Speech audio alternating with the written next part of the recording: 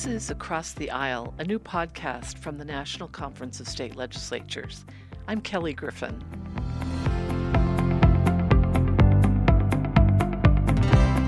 It is so easy right now to find examples of a big divide in this country. It can seem like everyone is in some pitched battle, not giving an inch, especially everyone in elected office. But at NCSL, we work with state legislators and their staffs all the time, and we know how much work is getting done across the aisle. We started this podcast to share those stories of lawmakers from different backgrounds who build camaraderie and common bonds, who disagree without being disagreeable, and who get things done because of it. Today's story is about forging those bonds on a mountain, a very big mountain, Kilimanjaro, and very far from the Nebraska State House where the story starts. It was the beginning of the session in 2021. Senator Tom Brewer, a Republican from Gordon, picks up the story. It was right after we started into session. I was sitting at my desk on the floor and actually just scrolling through information, and a story on Kilimanjaro came up. And I had been intrigued about Mount Kilimanjaro for a long time. I thought, man, that'd be cool. I think I'm gonna put that on my to-do list, and I'm gonna do it this year. Well, I happened to mention it to the senator to my left, which was Ben Hansen, and he goes, "Hey, I would like to go." And I thought, if you're gonna go do something like that, it's nice to have someone along. And I said, well, you know what? That's good. Let's do that. Well, and Senator Wayne happened to be coming over to talk about a bill, and he saw it on my screen, and he goes, "Oh, man, someday I want to climb that." And I go, "Well, I'm going to do it in the fall." He goes, "Can I go along?" And I'm like, "Yeah, what the heck? We'll make a party of it." Senator Anna Wishart, a Lincoln Democrat, wanted in too. I cannot remember who I heard it from, but through the rumblings that Senator Brewer was going to achieve a bucket list item that he had always wanted to do and climb Mount Kilimanjaro. And immediately when I heard that, I absolutely love climbing anything, trees, mountains, you name it. And so I was like, oh my gosh, I have to do this. So just like that, Brewer's idea to climb the tallest mountain in Africa very quickly turned into a plan with three of his colleagues. It would take a week to trek up Mount Kilimanjaro, a dormant volcano in Tanzania.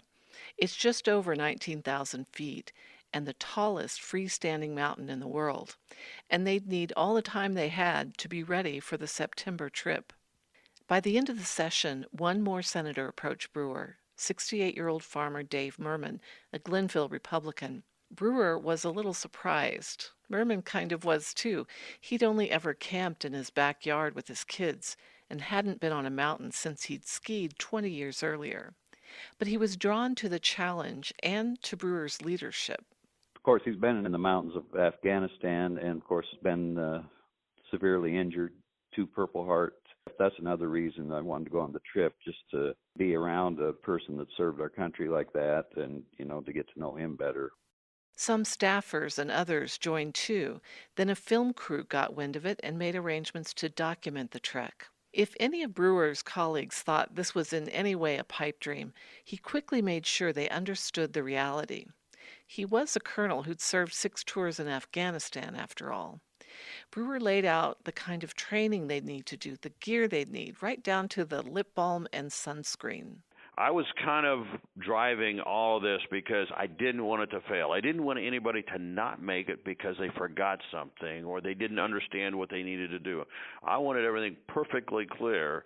And I think if you talk to folks, it was perfectly clear. I was maybe a little domineering in some of the things there, but I just knew that this was potentially the opportunity of a lifetime, and I just didn't want to see it go wrong. The training climbs began gearing up after the session. Well, it wasn't all climbs. This is Nebraska, after all. Senator Merman. I live on good fertile farm ground in Nebraska. Really no trails that go through hills very close around here. I did walk on some gravel roads around here, but, the neighbors would, I felt a little strange. The neighbors would stop and ask me, you need a ride? Did you break down? What happened? They each did a lot of their own training and in groups as they could. Senator Ben Hansen said he got advice from a seasoned mountain climber. Go to your gym, get on a stair climber, and if you can do 300 flights of stairs in 1 hour, you're good to go. So just keep working until you can do that. I'm like, okay. And so I just slowly kind of got on there and kept doing it. And man, that's tough. That is tough. And he was right. That's what a lot of it is. I mean, it's a lot of the leg work and endurance. And so I did that. That was probably the most, of all the workouts that I did, that was it. Senator Hansen didn't ever quite make the goal of 300 flights of stairs in an hour, but he worked hard enough to lose 20 pounds in training. Senator Wishart even learned some Swahili. Toward the end of the summer, the group hiked together up Mount Balmer in Wyoming. It was a chance to gain elevation, 13,000 feet, and make sure they were geared up for camping. So these test runs were a great way to do that. Plus, we got closer. We would sit in the evenings and talk, and in the mornings we cooked pancakes and joked about all the issues of the world. And so by the time we got to Kilimanjaro, it was a pretty tight-knit group. Then they found out they'd be in session in September on redistricting, but were able to reschedule the climb for November. It would be the rainy season on Kilimanjaro, but everybody was still in. For all his effort to get everyone trained up, Brewer himself missed most of it. He was engaged in his own difficult challenge, fighting cancer. He'd been diagnosed with a form of leukemia in the spring, wound up in the hospital for most of June, and too weak to climb most of the summer. He crammed in as much hiking as he could and worked with a personal trainer. His doctors were not sold on the trip. I wasn't physically ready for it. The doctors had talked to me in October and said, listen, your numbers aren't great. We're making some progress on the cancer, but it's a blood cancer, and it takes a while to beat it. You have a very unique type, and you're somewhat at risk. And I said, Doc, I've lived a good life. I've seen the world. I'm going to do it. So his doctors did everything they could to support him, and they scheduled him for a round of chemo the day before he left for the trip. It was a 7-day trek up the mountain, and as Brewer said, each day was like spending 8 hours on a stair-stepper. They shared tents, ate every meal together, and sat by a fire each night under a stunning display of stars. It didn't rain once. Senator Hansen said the guides prepared tasty meals of things like soups and chicken and rice. It's amazing how much better you feel after you have like a warm meal after hiking and going for like 8+ hours, especially once you get towards the top and it's a lot colder. Even the grubby side of camping didn't seem to matter. I've never been so dirty in my life and smelly. So I would say there was that portion, which is just it was very rugged, but I soaked up absolutely every single moment of the trip. They even got a little legislative work done. Senator Justin Wayne, an Omaha Democrat, and Senator Hansen, a Blair Republican, hatched a bill together on the mountain to set end dates on new programs so they could be thoroughly reviewed before receiving funding again. When you're hiking / trekking for 8+ hours, we're just talking, and it's like, and we both had kind of similar philosophies about how sometimes government can kind of get out of control, or we just spend money, but there's not a whole lot of accountability. It must be the only piece of Nebraska legislation conceived at such a high elevation. Yeah, we weren't too delirious at the time. This is actually a good idea. The final ascent began a little after midnight. Brewer said as they gathered their packs, it was very cold, and he wondered how much colder it would be another few thousand feet higher up. The other group on the mountain, a women's volleyball team from the Netherlands, had left a bit earlier so things wouldn't pile up, and he remembers how their headlamps showed him just how steep the last climb would be. You see this snake of white lights going up, and it looks like they're going straight up into the sky. Senator Wayne said that last leg of the climb was tough, with harsh winds, and so cold the water in their camelbacks froze. He laughed when he explained he would not want to share his GoPro recording. There might be a few expletives sprinkled in there. But with Senator Brewer moving steadily at the head of the line, Wayne knew he wouldn't stop. It's hard to complain when you got a guy going through chemo. I guess I better keep walking if the guy going through chemo can keep walking. Senator Merman said his feet felt like blocks of concrete. Even in gloves, his hands on his trekking poles were freezing. He admits he might have given up, but he too thought about what Brewer was up against, and it kept him going. He also didn't particularly like his option for getting rescued down the mountain. They had like gurneys that looked like giant wheelbarrows that I think they took some people down on, and I thought it's easier to keep going than to try and ride one of those things down. That didn't look like fun at all. Merman said it helped when the guides sang a song in Swahili, a call and response. I think a lot of the reason for singing that was to keep you focused and your mind on something else besides the misery of, I guess you could call it a misery of the climb at that time. By about 7 a.m., they neared the summit. Brewer could see the sign about 100 yards off, but he hit a wall. His vision narrowed like he might pass out from lack of oxygen. The doc that was with us, he had been watching me, and because he knew I was on chemo, and he thought I was going to die before I got top two, but he just didn't want to tell me that.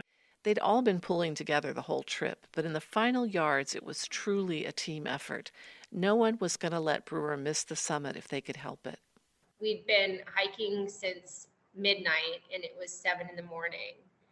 And, we're at 19,000 feet. And Tom, his body was just done. I mean, he was taking 20 pills every day. And all the guides and all of us just surrounded him and encouraged him, and we made it to the top. And it was just like watching his level of strength is just so incredible. Mission accomplished. By January, they were back in session telling lots of stories about the trek. And that bill Senators Wayne and Hansen came up with on the mountain, they got it introduced and had a hearing, and they expect to make some revisions to bring it in next session. These colleagues had their political differences and similarities before they made this trek, and it's still true, of course. But they each said they also have a new way of hearing each other's ideas. Oftentimes, when you know why someone cares about something, you're actually able to get a solution that works for everyone because you know a little bit more about the underlying goals that somebody has. And I think that's the kind of conversations that come about when you give yourself time outside of sort of the legislative chamber to build those relationships and get to know each other on a deeper level and what drives each of us. Senator Brewer agrees with that. He noted one example. Connection made a difference in how he understood one of Senator Wayne's proposals to allow felons to vote as soon as they finished serving their sentence. Brewer said he and other conservatives dismissed the idea when Wayne had brought it up before. And then after he sat down and explained to me how, we need to give those that have done wrong but now are out in society, they paid their dues, back some of these privileges, or it's a never-ending cycle ending back in prison. And I said, I think that's a good point. We're gonna take that bill and we're gonna push it out. And Senator Wishart says lawmakers don't have to agree exactly to still make progress. I've always felt like progress happens at the speed of trust.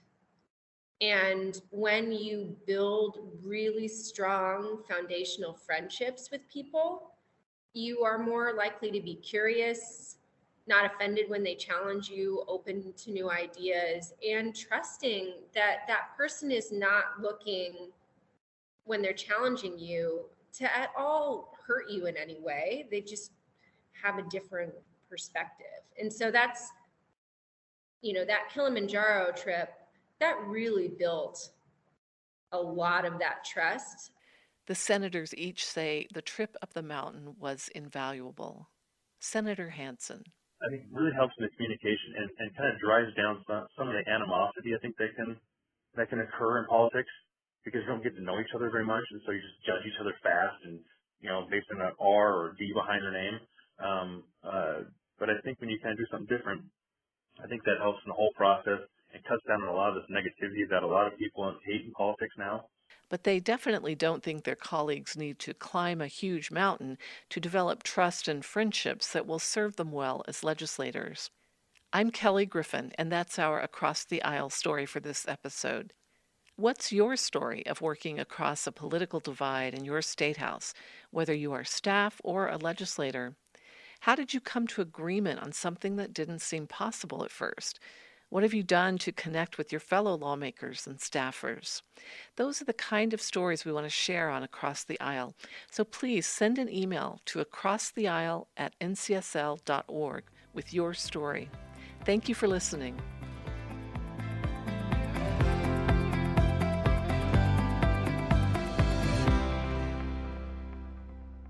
You can check out all of the podcasts from the National Conference of State Legislatures by searching for NCSL Podcasts wherever you get your podcasts.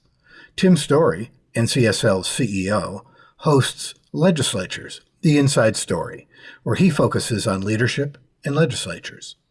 The Our American States podcast dives into some of the most challenging public policy issues facing legislators today. Also check out our special series, Building Democracy, on the colorful history of legislatures.